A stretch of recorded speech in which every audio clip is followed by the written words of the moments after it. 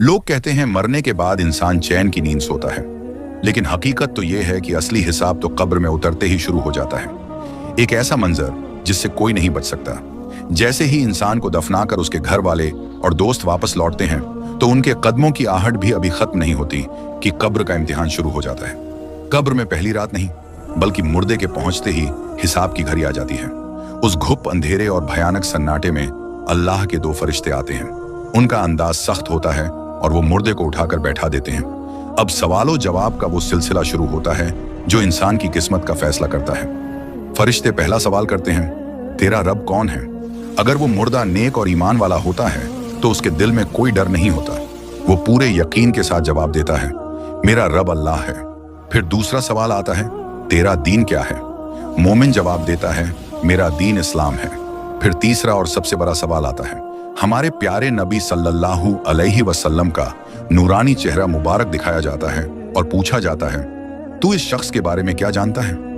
सच्चा मुसलमान, चाहे उसने दुनिया में नबी को देखा हो या न देखा हो, अपने आका को फौरन पहचान लेता है और पुकार उठता है, ये तो अल्लाह के रसूल हजरत मोहम्मद सल्लल्लाहु अलैहि वसल्लम हैं। ये जवाब सुनते ही फरिश्ते खुश हो जाते हैं। वो कहते हैं, हमें पता था तू यही कहेगा। फिर उसकी कब्र में जन्नत की तरफ एक खिड़की खोल दी जाती है, जहां से ठंडी हवाएं और भीनी भीनी खुशबू आने लगती हैं। फरिश्ते उसे कहते हैं, अब कयामत तक चैन की नींद सो जा, जैसे एक दूल्हा सोता है। लेकिन जरा सोचिए, अगर वो इंसान गुनाहगार हुआ तो क्या होता है? जब वही 3 सवाल उससे पूछे जाते हैं तो दहशत के मारे उसकी जुबान पर ताला लग जाता है। तेरा रब कौन है? वो कांपते हुए कहता है, हाय अफसोस, मैं नहीं जानता।